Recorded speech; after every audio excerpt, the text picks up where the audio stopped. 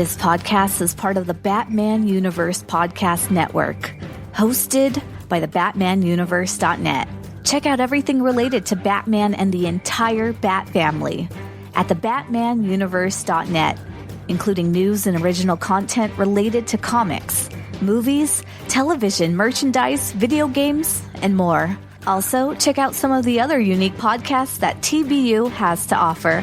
Consider supporting this podcast by becoming a patron on Patreon. Even $1 can go a long way in supporting this content that you enjoy. Look for a link over at the BatmanUniverse.net to offer your support now. And now, on with the show. I'm back, baby! I'm back! The boys are back in town!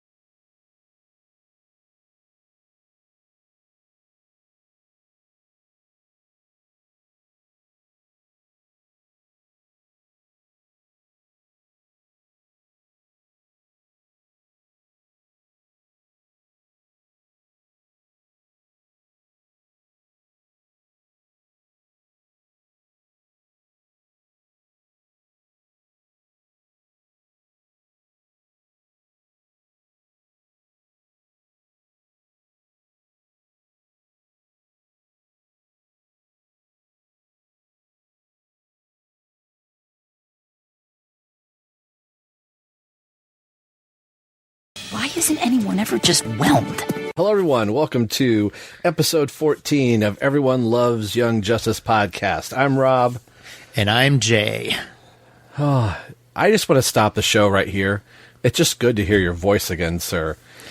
Yours too. I mean, in conversation. I mean, I've been, listening to you on the Drake, and we talked with Marcus Toe, but that was still more kind of a roundtable thing. It is nice just having a one-on-one conversation with you, Rob. Yes.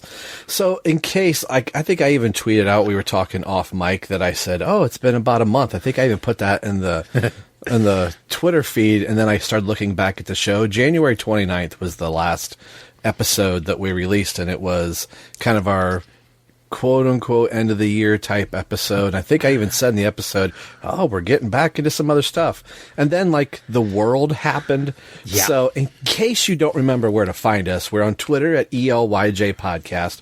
We have a Facebook page, when I remember to use it. Gotta need to be better, Rob. At facebook.com/ELYJPod. You can email into the show at I can't spell tonight. ELYJPodcast at yahoo.com. And if you listen on iTunes, leave a review. That'll help spread the word of the show, and we will read your reviews on the show.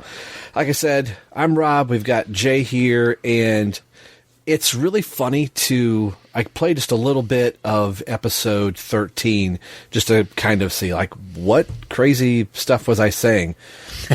Of course, we had no idea in January 29th what the world was going to look like. This episode's going to come out in May. This is the last day of April. This is April 30th when this is being recorded. And who would have thought 3 months after we did that last episode, 10 years would have passed in those 3 months. I want to find the soundbite. Are you familiar with the movie Grosse Pointe Blank? I've seen it, but I think I've seen it once, and not to speak of its quality, I've just seen it once, so I'm not remarkably familiar with it. There's a line where John Cusack's character graduates high school and goes off to the army, decides he's going to be a contract killer. So he hasn't seen anybody from his high school in 10 years for his 10-year class reunion, comes back, and he's sitting next to his best friend, and his best friend, out of the blue, cue sound clip.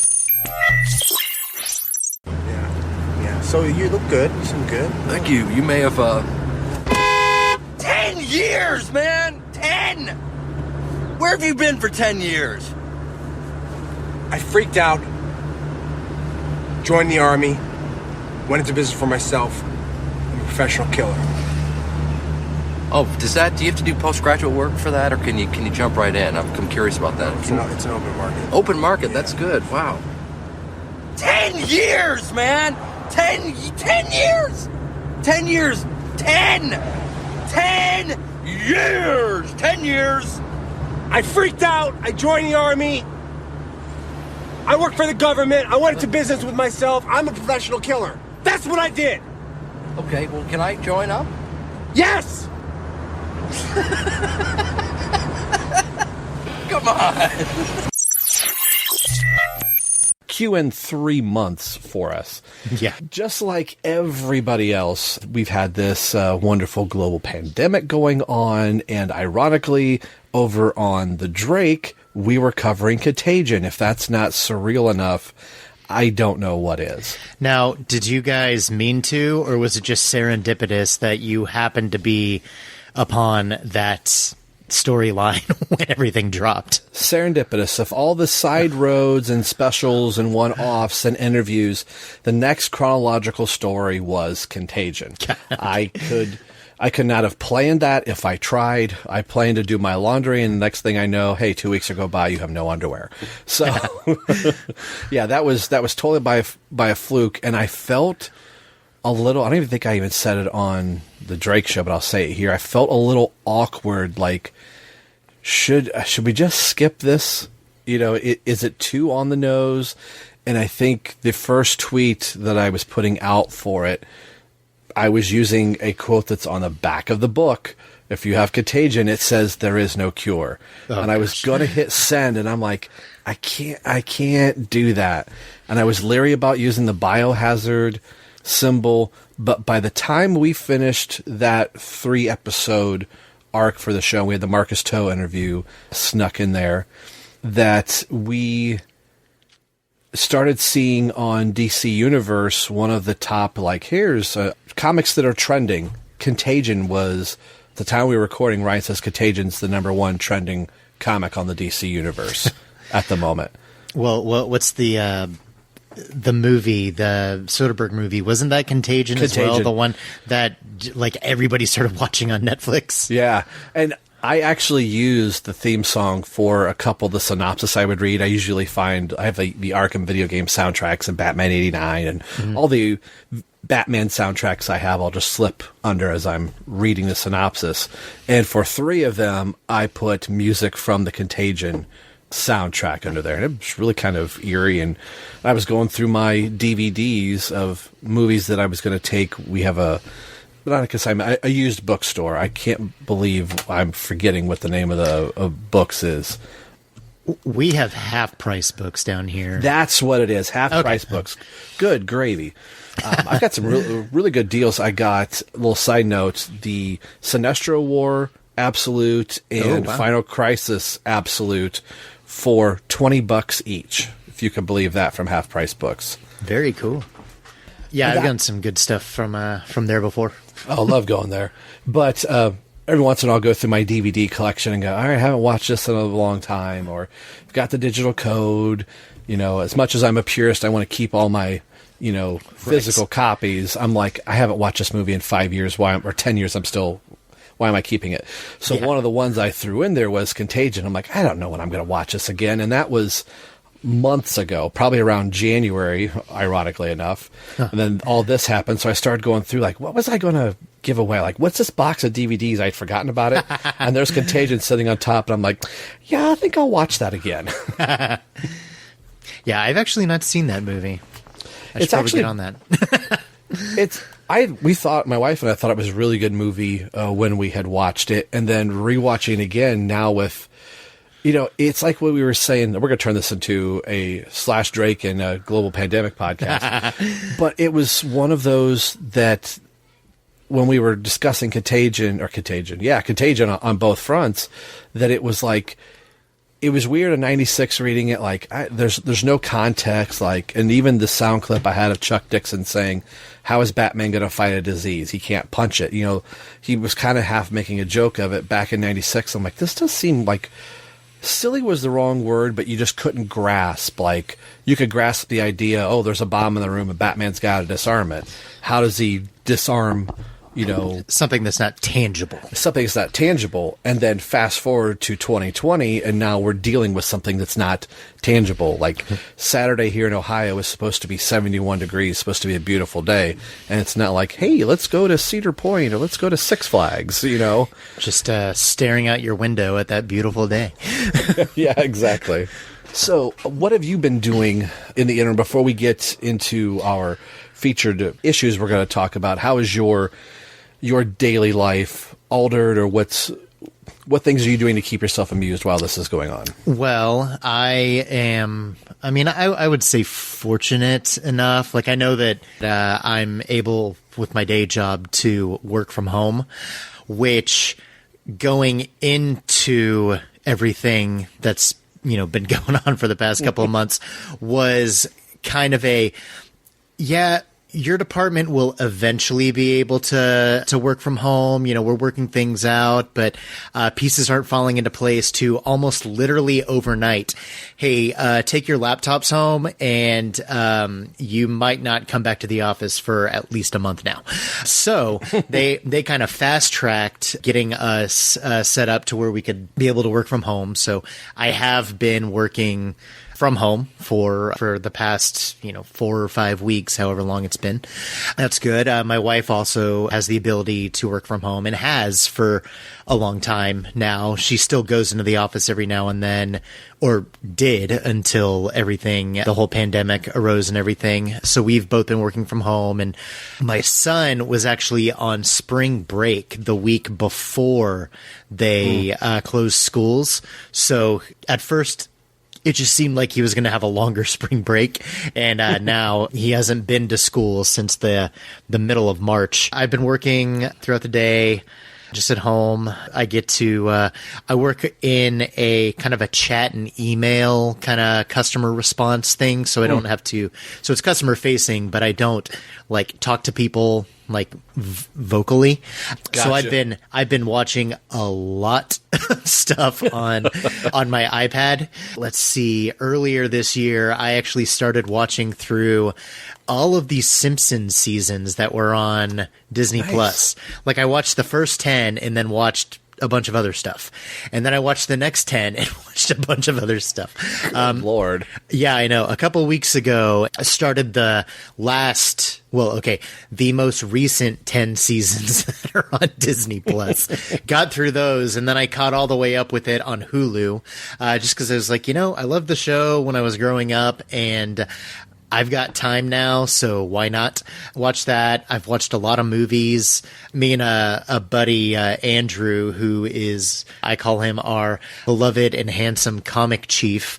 He's the guy who put together the review team over at Batman News, where I'm not doing as much work over there anymore now. I mostly focus on my site and show Comics Now, but I left on good terms, and I still keep in contact with people there, and I've posted a couple of things there. But he's the guy who started the comics section there and put together the whole review team, which was how I just there's a direct line from him starting the review team to you and me talking right now about Young Justice and things like that on a podcast. So thankful to him for putting all that together and being an inspiration to start doing that kind of stuff. He and I will text back and forth.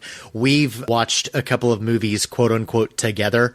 Hey, let's watch a couple of weeks ago, we watched the first Sam Raimi Spider-Man, and we watched Batman '89 last week, and just a couple of things like that. So, been watching a lot of movies, a lot of TV shows.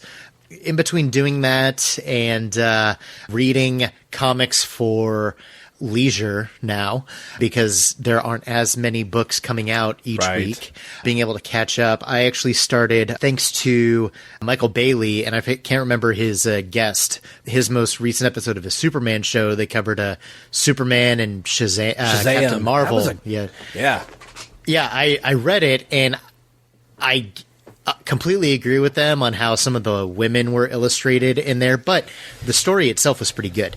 And because of that, I decided to go and read Day of Vengeance, which I'd never read. I read some of Shadow Pact when it came out, and I really liked that book, but I never actually read the book leading up to it. So I'm on like issue 5 of that. I put a pin in it so I could, refresh myself on the book that we'll eventually get to talking about here.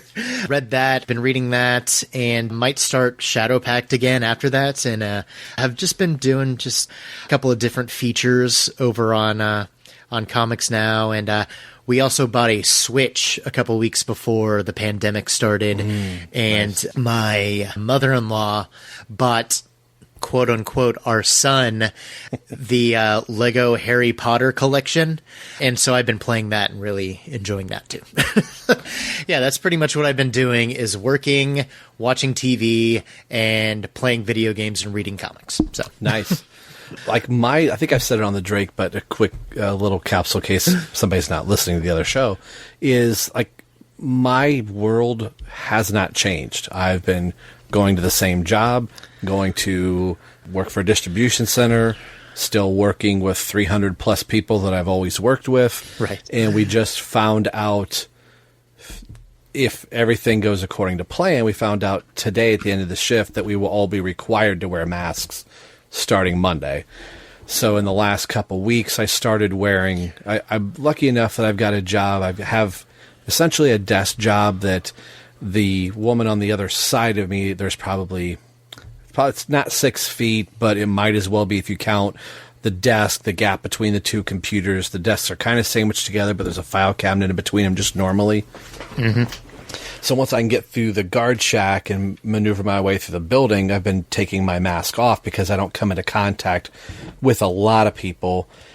Everybody's been pretty respectful of everybody's space. If I've got to reprint labels for somebody or give them something, I set it on a desk that's just almost beyond my reach, and then they pick it up and go on their way. Yeah. So one thing my wife and I have been talking about, she's been now working from home till the foreseeable future whenever they let them back. Her office, only her boss and one other person are in, then everybody else is told don't come in. So everybody else is working remotely. But we're finding it that it's so weird.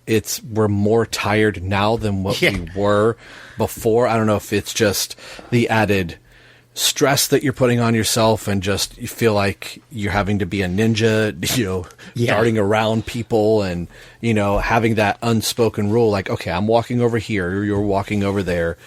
We've been doing curbside groceries for a solid month now. Now that we took advantage of Walmart's thing, and it's a funny game of like, oh, they didn't have a gallon of milk. All right, well, maybe did you get me 2 gallons of half milk? No. Or they substitute this for something greater, or I wanted a 12-pack of Diet Cherry Pepsi. They didn't have that in cans, so I got 6 2-liters. Just like, oh, all right. Okay. It is Cherry Pepsi. It's not like they gave me a bucket of lard. No, yeah, but I totally get that, though, because, I'm sitting at a computer pretty much all day. Sometimes I even have to force myself to get up just to get moving and not just be sedentary all that time, because then my back will start hurting because I'm getting old and, all this. So, there is something to that even though things, you're not being as active any longer, that still just makes you tired because you're not doing anything else, Right. So I definitely get where you're coming from. My wife and I have commented on that it's like, I didn't do anything today except sit at a computer all day, but I'm still exhausted. And so we've actually tried to, take walks throughout the week, like just around the neighborhood, just to get some fresh air, to get everybody out of the house. So, cabin fever can kind of be placated and everything, and just to get moving and get the blood flowing and actually get some exercise. But I totally get what you mean, because I'm tired, and like I said last night, I was like, I'm just while we were texting, I was like, I totally get it. It's not like workloads are okay. Well, I say that they've actually had us working more overtime. Same here. Kind of a voluntary thing in my role, more because I work in kind of a technical support role. But yeah, I mean, it's really, I'm just, just kind of fried and burnt out. It's like, even though I can't go anywhere, I still feel like I need a day off, when the weekend comes. That's probably the stressor of it. Like, it's not like today's the end of my work, 4/10s, Monday through Thursday. And then my wife would work, works Friday. And then once the weekend's here, it's like, oh, let's go out and do something. It's been a stressful week, or let's go do something. Normally you would get to do that and, shake the cobwebs off and the dust off. And you're like, all right, I'm re-energized for the next week. It's just like we're in this vicious circle, and working as an essential employee now, there's this drive of like, we got to make sure that the stores are loaded. So people that have to get those things, water and toilet paper, right, and, all of that stuff, or the people that are home that are like for a home improvement warehouse, and they're like, well, I'm home for a month. I've always wanted to repaint the bathroom. So I guess this is, it's that type of stuff. So again, I don't know how much you've shared in the past, but I went to I had to pick up something a couple weeks ago. I'll say it right now. I've said before, don't go to Home Depot. Maybe go to Lowe's. Yeah, I didn't want to say it if you were. No. I've said it many times on the. Well, I went to like a Sprouts, a farmer's market, a couple weeks ago to pick up a couple of some fruit and stuff for us to have for some meals that we were going to make, and a couple of other things for something that I wanted to make for dinner. And there's a Home Depot right next to it. And I was like, okay, I need to go and get like a stud finder or something like that. I mean, something really simple. So Home Depot, and I know it's not your decision, and not to deride Lowe's either, but Home Depot's doing it the way that, is suggested and not mandated, but highly suggested, only allow certain numbers of people in the stores at a time, have, at least 6 feet between people and things like that. So they were having it very ordered and organized and everything, but the line was stretching from one of their entryways to where they would actually let you in to, because like most Home Depots look pretty much the same. You have like 3 different areas that you can enter into. Well, they had the one to the furthest right is where you could actually go into. The line was stretched to halfway into, quote unquote, the middle entryway. So that's a good, 150 feet between the two. Easily. And I mean, it didn't look like it had any signs of speeding up anytime soon. And I was like, well, I only need a stud finder. I don't need to wait in line for like 2 hours to buy it for something that, I mean, it's not even, it was more of a, I'll get it because I have somewhere else to go, and that's right next door. Not, I need to get this for this project that I'm working on right now. Right. After I got the stuff from Sprouts, because I left Home Depot and I was like, it's not worth it. Went to Sprouts and then went to Lowe's, and it was like, attaboy. Nothing had changed or anything. I mean, they had spots marked on the ground to stand, to wait for a register to open. But I mean, it was almost a free for all. So I was able to go in, got the stud finder and some laundry detergent, because apparently you guys sell laundry detergent, which was another thing I needed. So yes, we do. I think as far as our CEO, not to get the ins and outs of how Lowe's is operating, I think they've been we're playing a little bit more catch up, at least as far as our Lowe's here in Ohio. It is now 100. Is it 100 people, I think? Because I haven't been out into the stores. But they're only allowing so many people to go through one entrance now. So I don't know if that's changed since you went, but I believe, if I read everything right, that should all be across the board. But each states are governing themselves differently. I'm not exactly sure how that works. Yeah, I live in Texas, which is one of the most lenient states about this. I'll just leave it at that. There you go. Well, if I can do a segue with our pandemic, wouldn't you feel like we're trapped in some weird multiverse? Like, it's kind of like the Earth that we used to know, but it's a little different than the Earth we used to know. I would agree with that. No. I was trying to come up with something clever to say too, but I didn't think of anything. I lob up a softball and I hit myself in the head. I feel like now we are living in a multiverse of pocket universes where we have our own little kind of almost segregated small bubble universes that we're living in. That's part of a larger multiverse of other people that we are aware exist, but, we can't prove it other than, by Zoom or cast sessions here. Right. So this is the title of the episode. We're almost a half hour into it, but hey, this is all about the community. We're in this together. At least that's what our state is saying. Yes. So this is, I don't know if I'm going to call the episode this, but I kind of liked it. This is the Bendis Dump. Now, this isn't necessarily saying that we are dumping our coverage of Bendis. We're not doing it anymore, so to speak. But it has been since January since we recorded, and it has been a little bit since episode 13 was our Young Justice animated commentary track. 12 was the actual last comic episode we did, so we stopped the 2019, now actually the 2020 Young Justice book, and they were still trapped in the multiverse.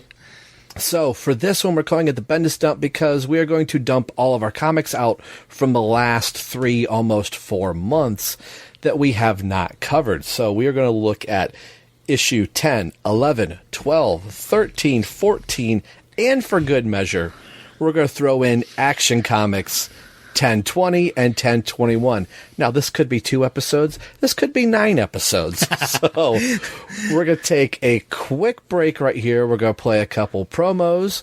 And when we come back, Jay and I will dig out these comic books. And we will also reach out to some of your comments about the Young Justice comics that have come out since the last time we recorded. We'll be right back. Don't go anywhere. I hope he's home.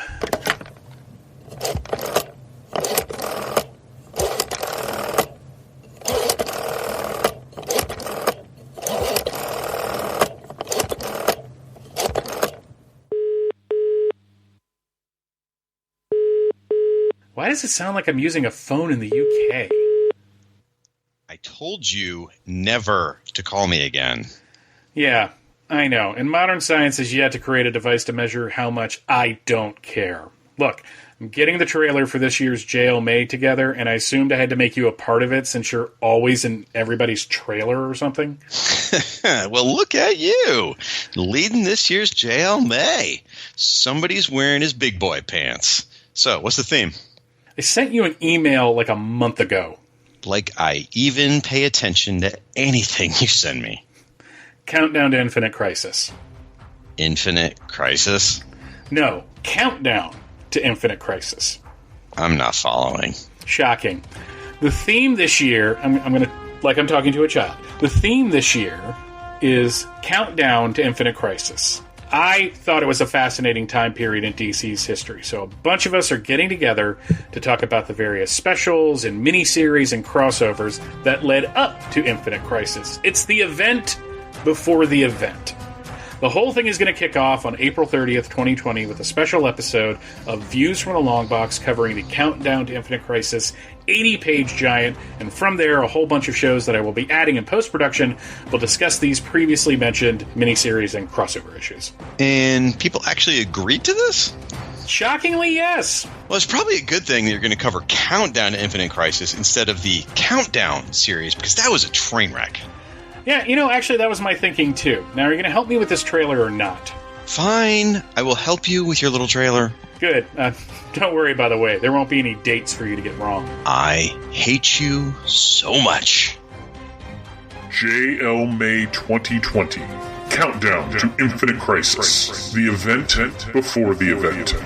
This crossover kicks off on April 30th, 2020 on Views from the Long Box, and continues into Aquaman and Firestorm, the Fire and Water podcast, Robin, Everyone Loves the Drake, Pop Culture Affidavit, It All Comes Back to Superman, the Fanholes podcast, Justice's First Dawn, the Birds of Prey podcast, Married with Comics, the Coffee and Comics podcast, the Longbox Crusade, Task Force X, Relatively Geeky presents Wonder Woman, Warrior for Peace, and the Dr. DC Podcast.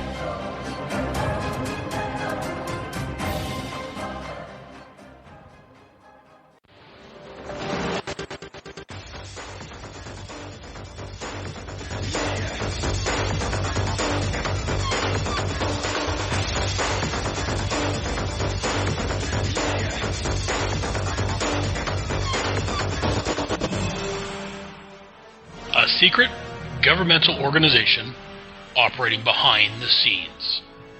Task Force X.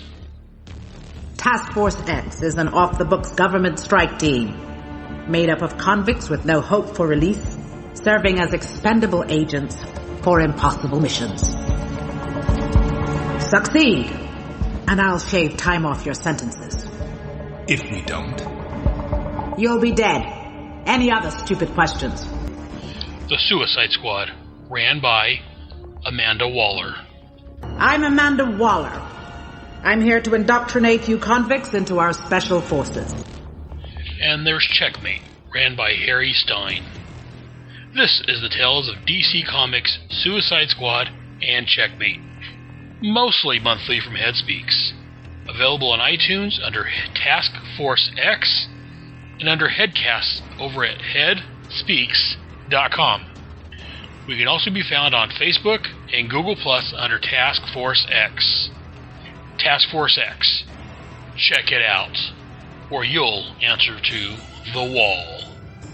Nobody screws the wall!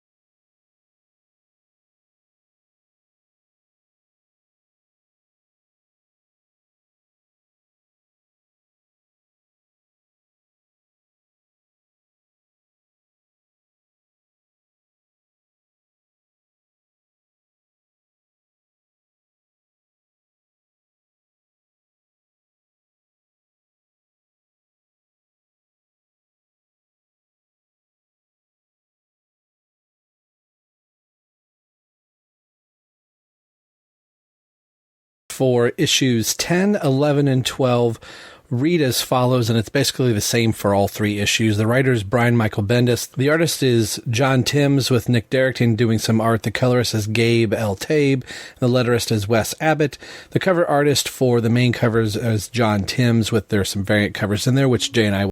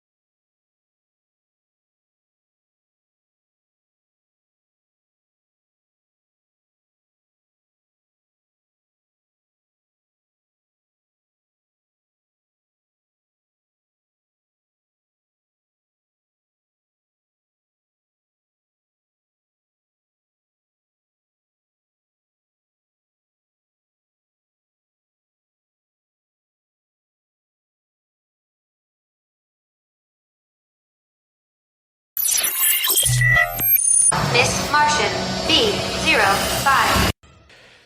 We were gone about as long as our break was. So, Wonder Comics. We're going to be looking at them in chunks. So, 10, 11, and 12 is going to be our first little arc, if you will. I do want to look at the covers of each of these. I do have the variant covers behind me. If you want to check them out, you can find the variant covers there as well. But we'll look at the primary covers here.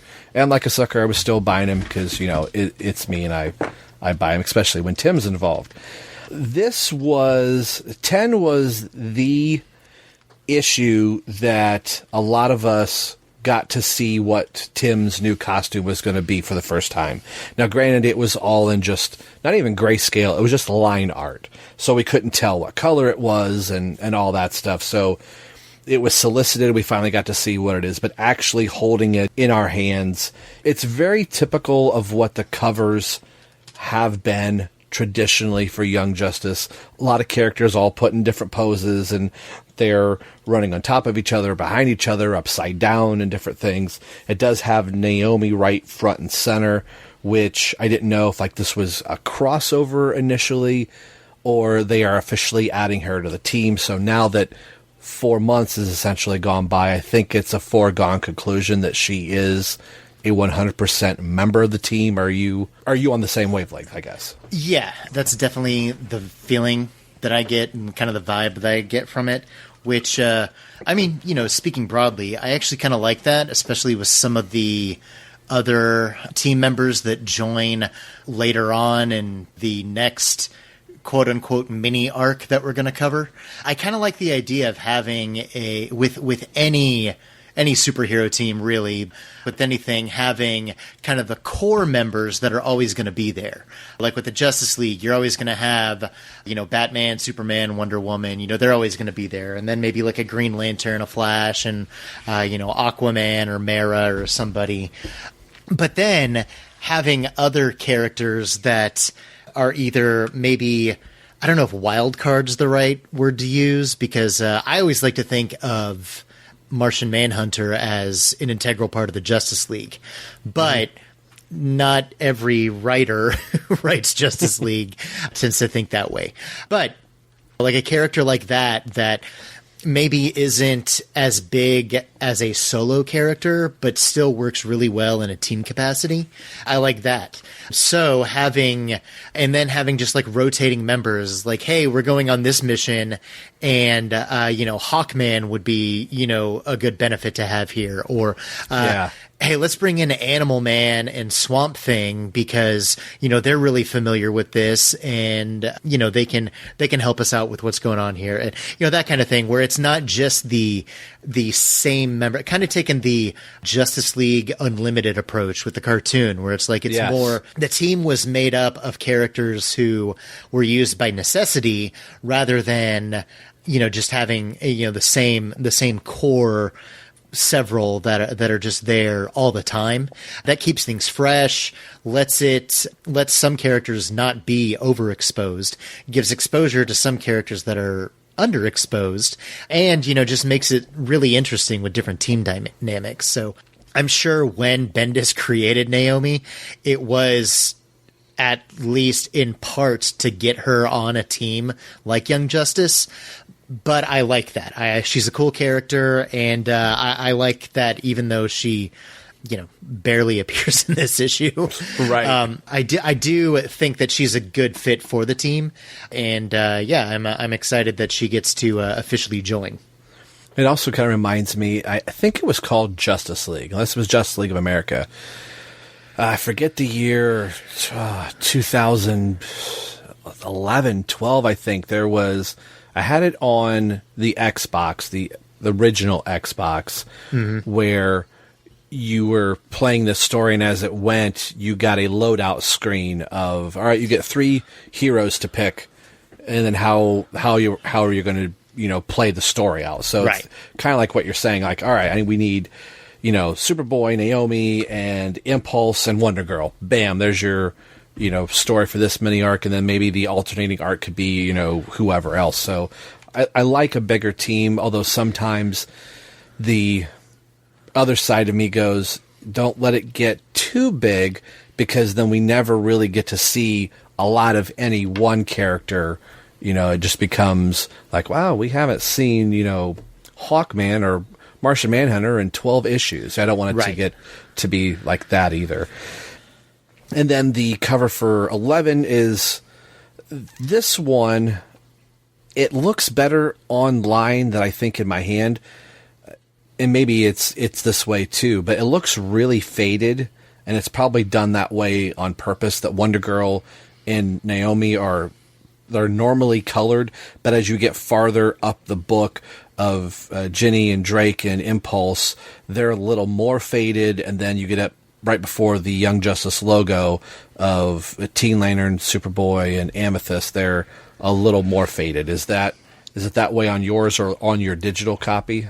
Yes. Everybody in the background on the cover for issue 11 is kind of washed out. I think it is supposed to be just kind of a focal point for Naomi, who's the breakout star now, and then Wonder Girl, who's kind of the heavy hitter there. So I think, that's how it looks digitally. And I'm going to stop talking so you can go on to the next one, because to save some face here. Yeah. And then 12 is, I would say more of the same with the first one, just, the hero pose of everybody fighting, but getting to see Zan and Jaina on the front cover comic since God knows when, other than, their own series, but seeing them in a group shot like this. And I really feel like Amethyst's costume kind of evolves. She has more line work. This almost looks completely purple, other than a few spots, at least as far as the cover goes. And we'll get into costuming and stuff like that once we talk about the issues. Yeah, and there's really not a good enough look at her on the other two covers to say that it's like a progression or inconsistency or anything. The variants for these, and I don't have the art, I haven't opened them up, they're still on the bag and board. Who did the variant for 10, if you have that? Variant cover is from Nick Bradshaw and Alex Sinclair. So the variants were really interesting as these were going, because a lot of us know that comics are solicited out a little bit farther. So it was interesting to have the main cover with Tim in his Drake costume, and then on 10, Tim is in his Robin costume. So that was part of the reason why, I'm a sucker for Tim Drake, but it was like, hey, I still got a few more issues, kind of, sort of, with Tim in his Robin costume. I actually kind of like this cover. I don't know if I like it more than the primary 10, but this was actually kind of a cool cover. And a little gag that I just realized is here, and I've had this for months now, that Bart is coming in from the left of the page, and if you look down at the bottom of the right, you can see his foot. Yeah. So he has it effectively like run around the cover and come back into frame again, which I think is kind of cool. Yeah.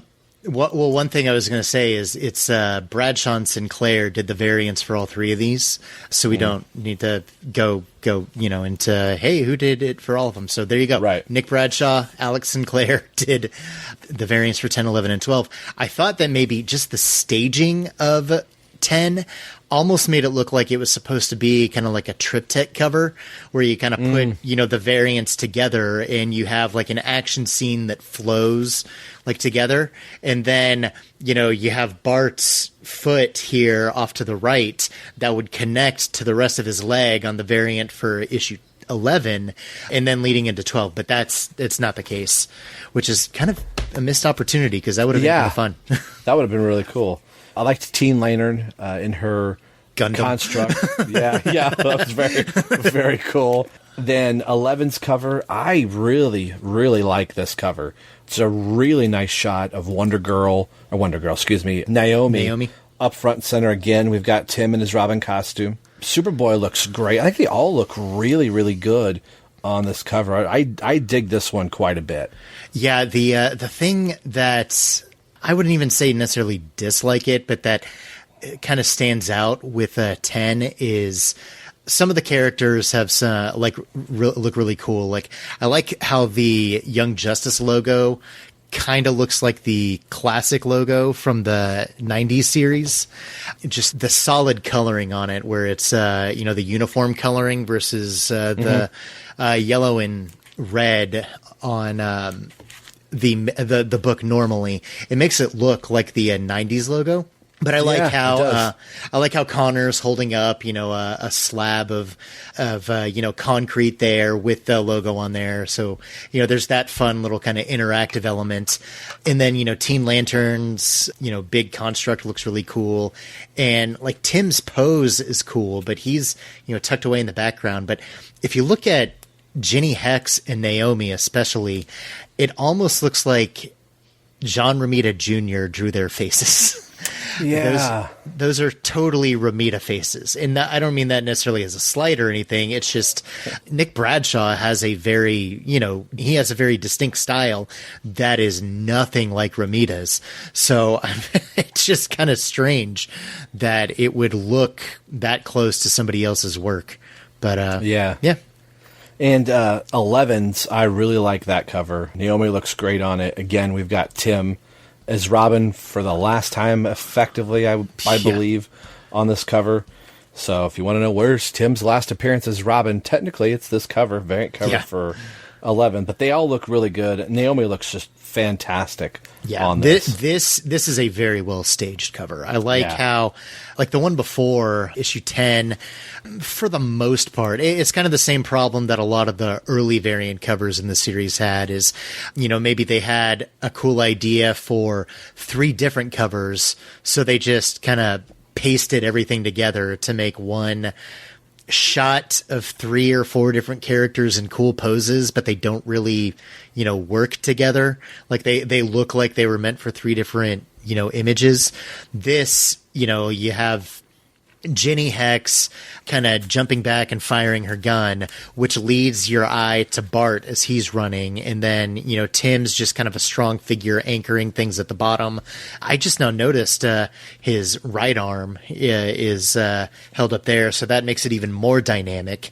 And then kind of to match it, it's almost like whether it was intentional or not, his and Connor's poses almost remind me of like a playing card. Either way you look at it, the jack or the king or the queen is going to be, in the same position no matter how you look at the card. So I kind of like that mirrored image there between them and Cassie.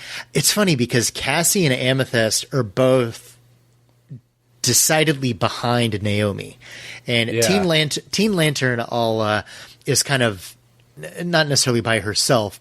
It's a different case because she's doing something that's going to draw your eye to her. She has her, fist raised with the energy blast coming out of it. So you're going to look at that because there's some definite action drawing your eye there. But Cassie and Amethyst are behind Naomi.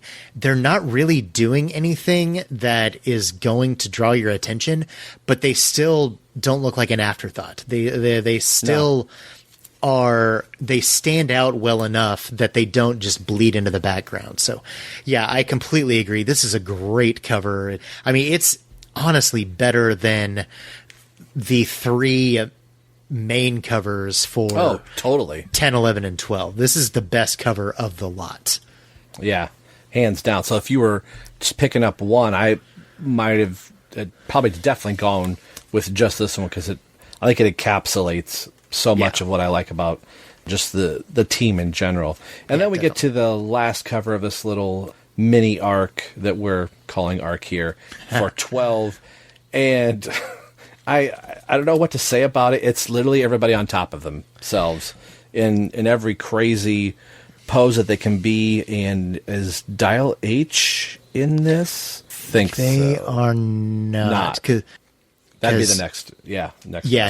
You've got Connor and Cassie at the bottom, Zan and Jaina, and Amethyst and Teen Lantern. You can barely see Amethyst. Yeah, I mean, the reason that she even stands out is because her sword's there. Right. And kind of draws attention to her. But then you've got Bart at the top, and then Gleek and Ginny Hex. And you may notice I did not mention somebody because anytime I mean, I just pulled this cover up a few minutes ago, but every time I've looked at it, I've had to search for Tim because that costume, and we'll rail on it, I'm sure, when we talk about the book. That costume is just so bland and nondescript that he doesn't it's easy stick to lose. Out. Yeah. He gets lost in the image, and we've mentioned it before. It's like there's so much going on with it. It's so busy, but there is no like unifying theme either. So it's like he's got the 3 different colors around his knees, with like the dark brown, and then the yellow, and then the light brown at his knees with the knee pads, and then with the rest of his leggings, and then his arms are that dark brown blackish color with the yellow and some arrows and everything. And even that, there's so much going on with it, but nothing flows, nothing's unified, nothing actually makes you want to see it, and nothing makes it stand out. Like I know. I mean, Bart's costume is, fun enough as it is, and has that kind of inviting look with the bright red and the white. So he's going to stand out anyway. But anytime I look at Tim, my eye automatically goes to Bart because it's just much more interesting what he's doing. Poor Tim. Yes. But hey, Gleek's right there, so that's nice. Isn't it sad that my favorite character being Tim and a Robin that everybody likes, that my eye goes to Gleek and Bart and not Tim? Yeah, I know. And I mean, same with me. I mean, Tim is my favorite Robin and one of my favorite characters, period. So the fact that I can and feel the need to have to say these things is out of love and frustration. Yeah. Oh, all right. So 10's biggest thing is that we are still trapped on Earth 3. This opens with getting more of the backstory of Jenny, and I like the characterization that they were using for Jenny, but I also felt it was a little clunky. Like it's not like the Teen Lantern one, where I felt we came out of the Teen Lantern's issue going, wow, I really like this character. I can feel where she's coming from.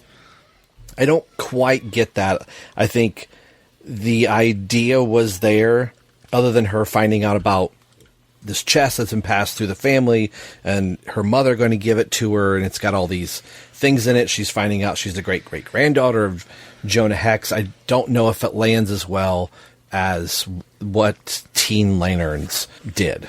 No, and I mean that's exactly how I felt. I feel like Bendis's writing in this part, the Jenny Hex flashback, is more confident than it is with the rest of the stuff with the team. Mm-hmm. I don't know if that's just because Jenny Hex is Bendis's character. He created her, so he's, more comfortable with that voice, or what, but even then, I wasn't as engaged with her backstory as I was with Teen Lantern, like you said. What does help is I love Nick Darrington's art. Yeah. But this also makes me wish that I was reading Batman Universe instead. Because, did you read that? Yes, I did. Yep. Yeah. And I read it as the Walmart 100. Oh, nice. Yeah. So, I mean, I loved that. I mean, I thought that Bendis's writing on that was great. His dialogue was, snappy and fun. And I mean, I loved Darrington's style with that. I really like the visuals here. There's some really cool stuff, like when she foils the robbery at the bowling alley. That's a really, really dynamic action scene. Like, you can feel that punch when she takes the guy's shotgun and punches him in the face. Mm-hmm. And I mean, it's just very good visual storytelling. It's just, I was more interested in what was in the chest that Jenny's mom gave to her than I was about Jenny as a character, which is weird because she's been one of the characters that I've liked the most in this series. So it's just kind of weird that it didn't totally work for me. Yeah. And maybe it's one of those that it had such a, I don't know, lack of a better word here, 9:30 my time. Coming off, Stellar's the only word that come to my head. Coming off such a good Green Lantern or Teen Lantern origin that I was like, all right, we're going to get something for Jenny. This is where Bendis can really, like you said, this is his character he created, and it's another one of those. And like you said, I was more concerned of like what's in the box. I felt like I was in Seven and going, what's in the box? Yeah, exactly. I mean, I feel like maybe it also might be, a little too late. Like if Ginny's story had come a little bit earlier, like an issue or two before, it would have held my attention a little bit more. But at this point, it's just like, okay, they're still trapped in the multiverse. They're still on this alternate Earth. They're still fighting these guys. And we also need to find out more about Jenny, but specifically what is the mystery of what's in this box. It's like, let's just get everything over with. And again, I hate to say that because I loved the visuals of that side story, but like the main story, it just felt kind of not even treading water. Like it almost just felt like it was done out of necessity than it was to actually satisfy on a storytelling level. Yeah. And I feel like the dump in the title is not trying to dump all over the issues and everything, but I feel like, and we're probably going to say this for a good chunk of these books, I feel like we are kind of, if we're not spinning our wheels, I feel like we're in European vacation where it's like, hey kids, look, Big Ben, Parliament, we're going around and round. Or if you've seen the movie Speed, where they've got to take the bus to the airport so they can drive around. We're driving by the sites without actually stopping to appreciate them. Yep. There's the largest ball of string. Great. Oh, that's nice. Yeah. Yeah, but and I mean, since we're kind of covering these three issues together, I'll tell you what, I'll just go ahead and say what my main problem with this stretch of the book is it doesn't feel like we moved forward at all, because issue 12 ends with pretty much where we started the entire series at, with Connor lost on an alternate Earth and the team having to go out and find him. I reread them again last night getting ready, and twice now I've read these, and my reaction twice has been, we literally just did this. Yes. Like, I remember seeing the solicitations for, I keep wanting to call it War World. Warlord is Lord. Skrtaris, I think. Skrtaris, yeah. For 13, and going, how does Connor end up there? How does young Justice, like, oh, he must come to Earth. No, we're going back to another, like you said initially, like, we're still on Earth 3. The word I'm wanting to say is still. We are still doing this. Now, granted, to no fault, but I'm going to blame it on our own contagion going on, that there has been a 3-month gap between recording this, but in 3 months we are still stuck in some form of a multiverse, and they've literally been home for 30 seconds. I feel like there was a cartoon I watched where they did Dungeons and Dragons, where they spent all this time trying to get back home, and they're home for 30 seconds and they realize we've got to go back into this world. I'd been enjoying the ride, I would say, up to this point. Not that I'm ready to jump off and we're going to cancel the podcast or strictly stay into 1998 and never leave. But I'm like, I don't want to go on another multiverse trotting, especially when Tim is back and he's texting Stephanie wanting to see her. I'm like, all right, I want to see the two of them get together. I want some private moments between the two. I said it on a Drake episode where Terrence made the comment of, like, are Tim's parents still alive? Are they in witness protection? Yeah. Did James, when he brought back the old continuity for Tim, does that mean, okay, there's only one parent for Tim? What's his relationship look like with Stephanie? And in the 90s, like, the Young Justice book didn't have to spend a lot of time dealing with Tim's family or where Connor came from, that was put in there. You got some stuff with what, Bart was doing and what Connor was doing, but the relationship stuff was happening in their own books. Exactly. This is the only book for any of these characters. So I want to see some relationship stuff built in with these characters, but we can't do it if we're spending all of this time trying to bring the team back home. It's like, this is Quantum Leap is what we have. Yeah, that's exactly it. And to your point, it's like the 90s book, that was what I was exactly going to say. So I'm just going to reinforce your point that there wasn't as much mention of, Jack Drake or, Superboy and, Double X and everybody in Hawaii or Bart and Max Mercury and, all those characters, because they had their own books where they could go on their own solo adventures and they had their own supporting cast. And then the Young Justice book is just, hey, let's bring them together and let them have fun together and have a good time reading about them while we also have other outlets we could read them. There is not a single other book that has Connor Kent, that has Bart Allen, that has Tim Drake, that has Cassie Sandsmark, that has any of these other characters. The only character on the team's roster who has their own book is Naomi. And she's the newest character. And her book even is kind of on a mid-season hiatus or something like that. Like the first arc wrapped up and, they're going to launch a second one soon. But she is the only character that has their own solo title going. Well, okay. Amethyst has a mini-series going on now as well. Right.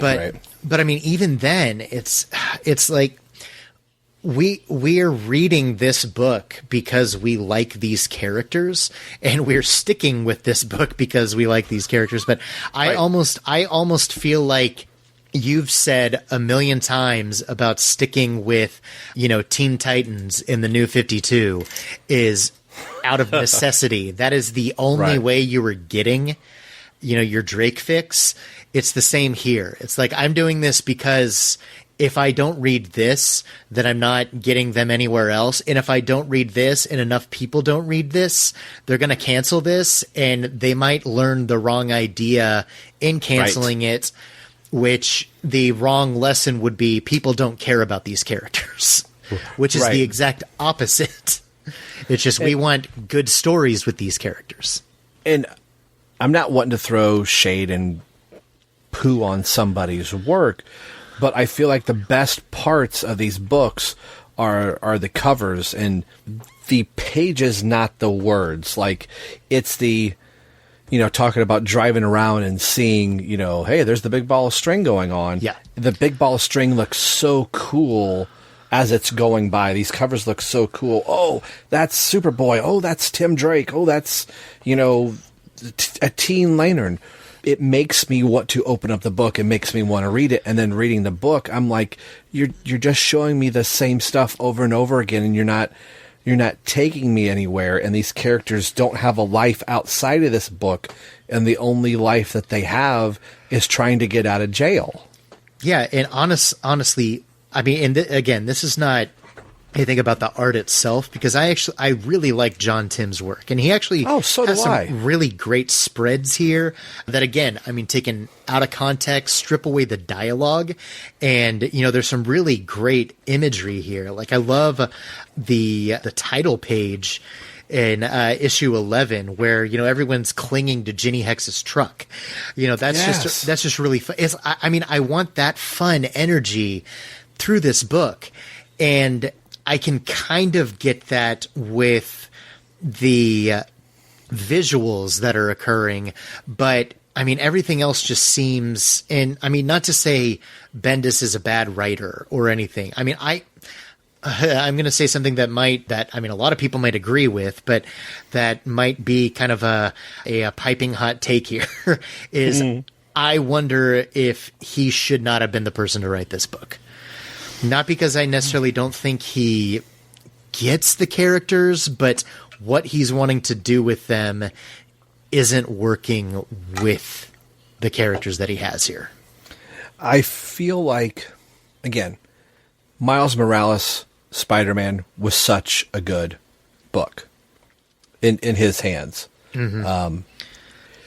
I feel like with Bendis, Bendis is the teen guy. He gets the teen speak. And on one hand, I'm like, wow, Bendis wanted to come over and do Young Justice. Great. He's going to bring these characters back. He's going to show everybody why they're good.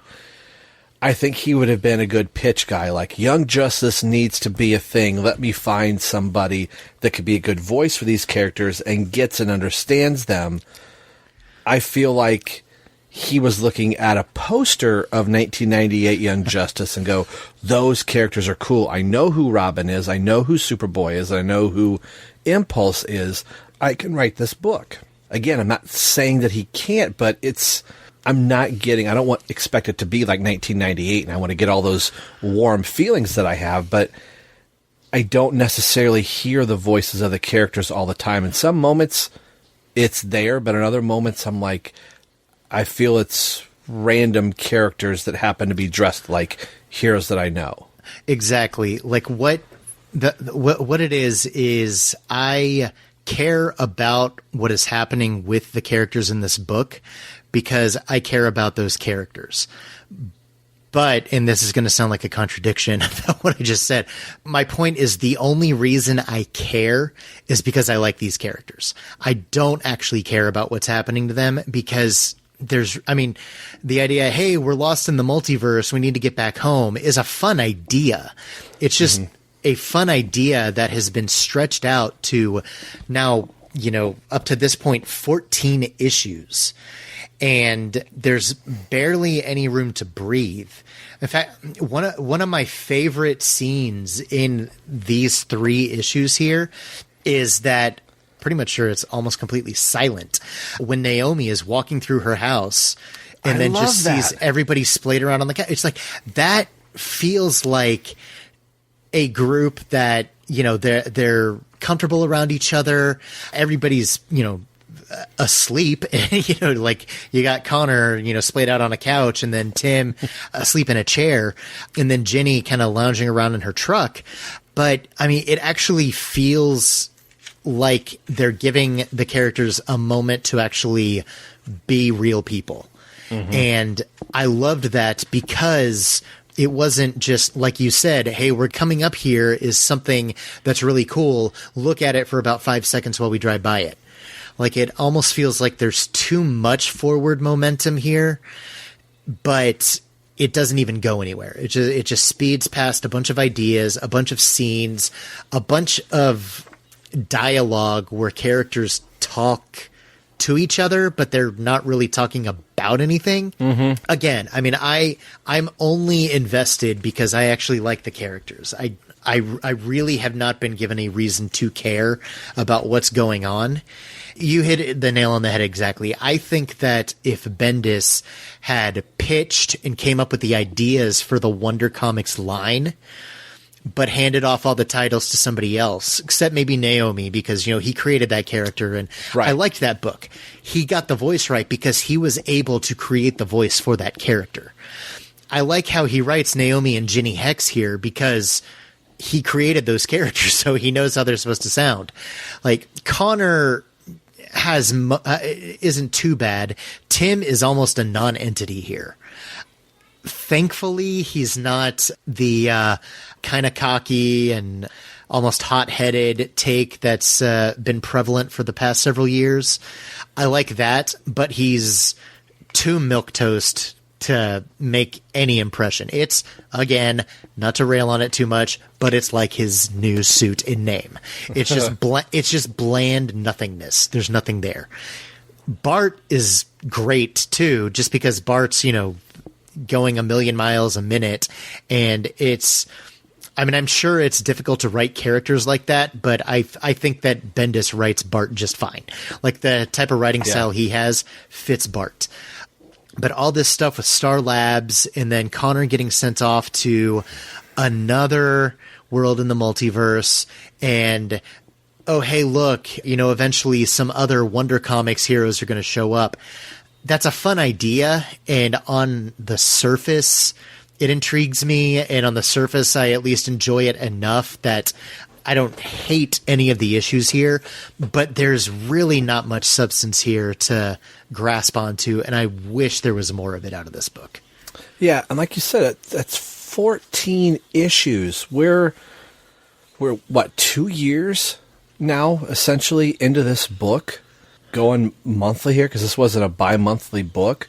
So no, it was a monthly book. Yeah. So I mean, we're a little over a year into the book. Yeah, a little over a year. I can't do math. But even still, I mean, Connor's sent back into the multiverse before we even hit 1 year of this title. So, like, this whole thing starts with Connor explaining, like, where's Connor Kent been in the New 52 and Rebirth and all that stuff.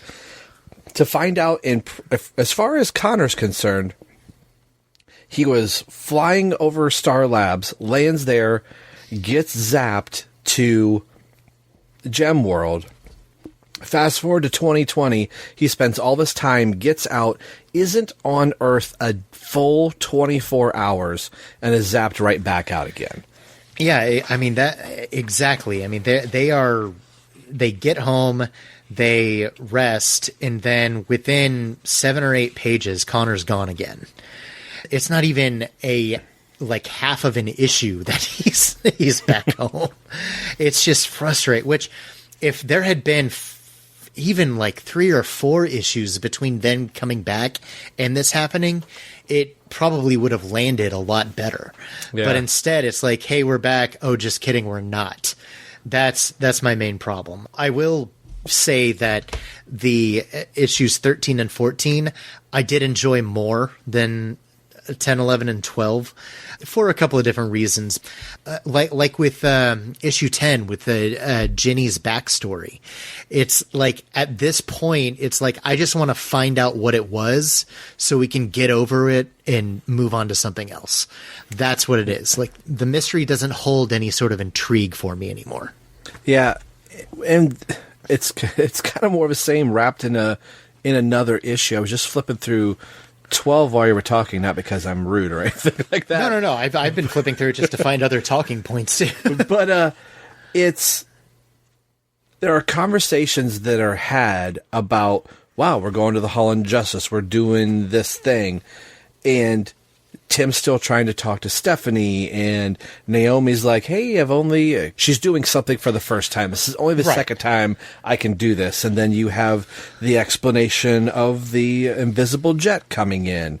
And I feel like there's half a dozen panels that are talking about that, and that they're trying to, like, funny little moments of Bart knowing all the codes inside of the Justice League was kind of funny, but it's just adverting a little hiccup before I feel like Bendis is going, so we're still sitting on top of the truck. We're still waiting for the next thing to happen. Oh, here comes the jet. Oh, here comes Dial H for Heroes. And then you have, I wish the panel number was here. It is right after the Dial H gets in. It's the 1, 2, 3, 4, 5 panels, the same shot going across with just heads being turned of just this conversation of multiple people going back and forth about Star Labs and who Connor is and, you know, why they need to go save him. I was like, those series of panels almost encapsulates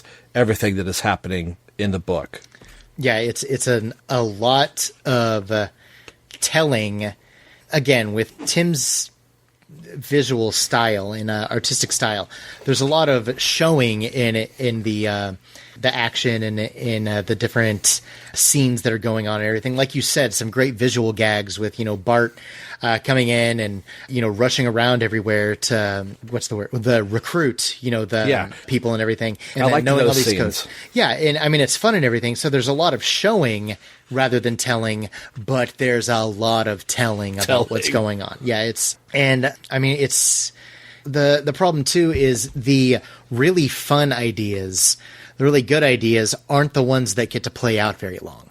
Like with you know, what's in, you know, Jenny's box. You know, we find out that it's a bunch of artifacts of different DC characters. Like you've got some ray guns, and you have one of the old H dials, and you have the Adams belt, and a bunch of other items here that could be put to good use and would have a lot of great storytelling potential. Especially, it's like, hey, let's give the somewhat reckless teenagers who are still learning how to be a team again. Let's give them a bunch of magic items and see what's going on.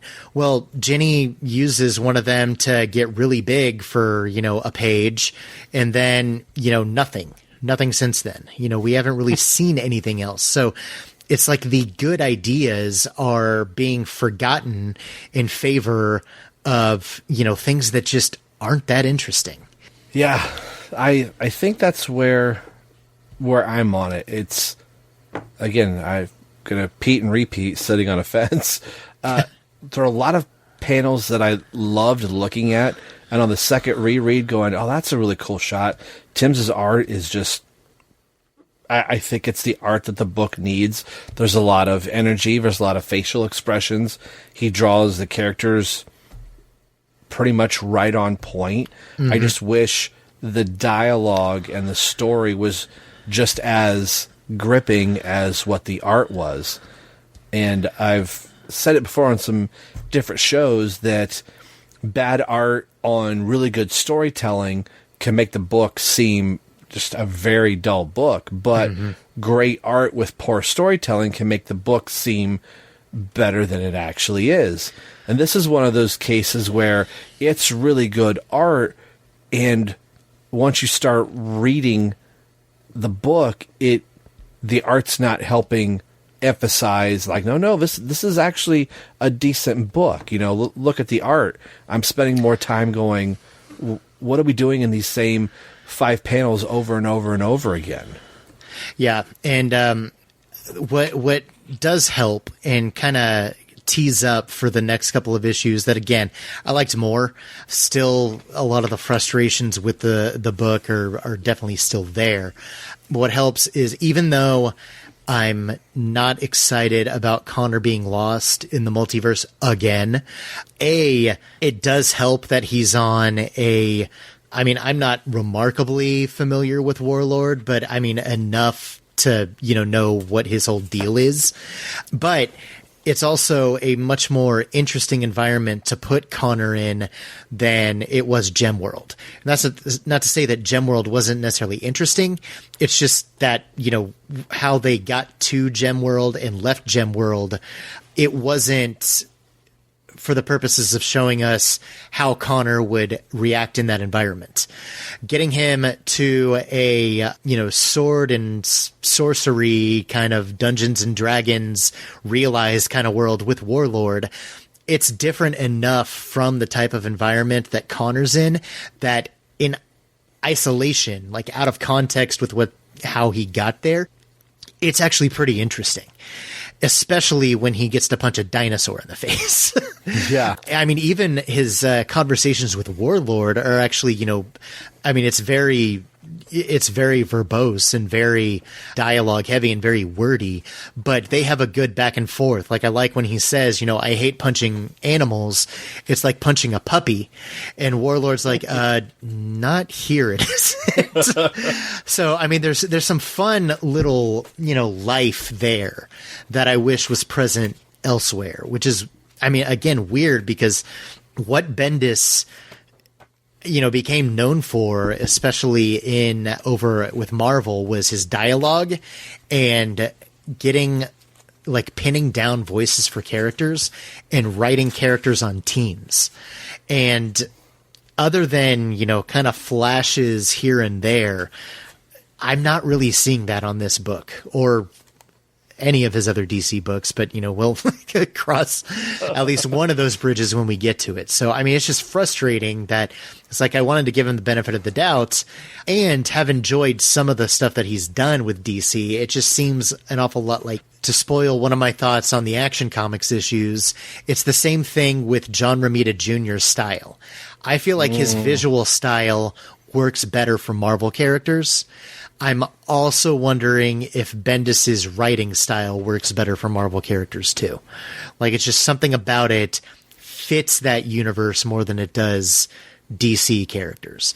I haven't read enough of Bendis's Marvel work to really be able to say that, but I mean, I'm almost curious as if, it's just kind of a fitting a square peg in a round hole here, hoping it'll work because it worked somewhere else, but it's just not paying off the way they want it to.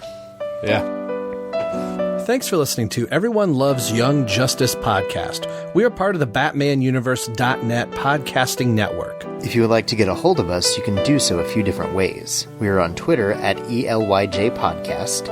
We are also on Facebook at www.facebook.com/ELYJpod. You can email into the show at elyjpodcast@yahoo.com, and we will read your comments on the air. If you listen to the show on iTunes, leave a review there. That will help spread the word of the show, and we will read your review as well.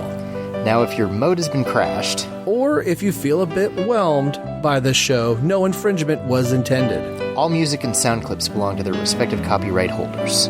These are just to illustrate and enhance your listening experience. No coinage is, was, or will be made by this show. Our wives said so.